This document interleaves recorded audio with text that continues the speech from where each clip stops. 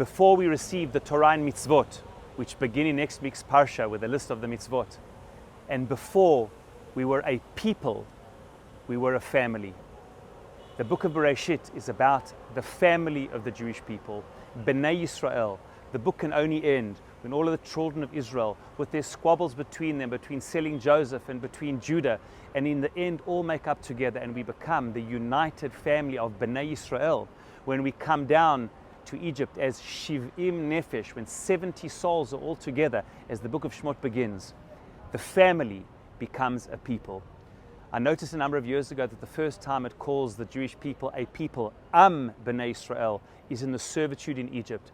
In the crucible of the suffering in Egypt's Vaeira, we become Am Bnei Yisrael. He defines us as a people. And the family, which grew to be a large family, eventually became a people of 12 different tribes. One family, which became one people.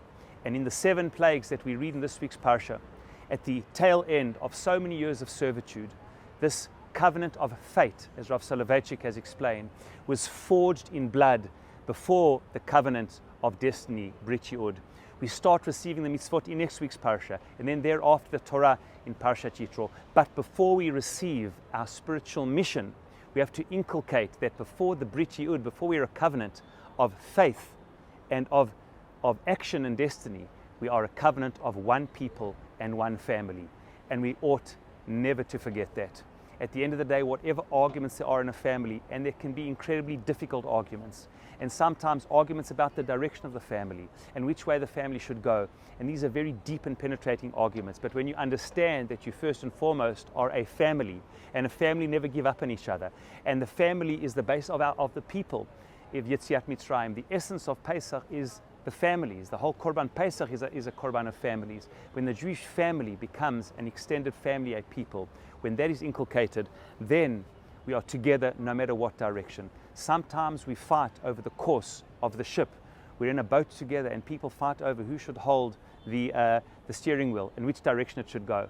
But if you're about to drown and if there's a hole in the ship, it really doesn't matter which direction you're going in. You all have to work on it together. And I want to end and say that the Zohar has a statement that it repeats a number of times. It says, Oraita Yisrael v'Kudshebrichu Chadheim. The Torah, Oraita, the Jewish people and Hashem are somehow one. The boat of Jewish destiny is forged with the Jewish peoplehood and the family together, which expresses itself in the direction of the Torah. And may we all continue, no matter what, in this terrible time that we're having together, of so many soldiers putting their lives on the line every day, and so many hostages waiting to come out. It has brought out this incredible one family and one people, and as a result of that, they should all return home.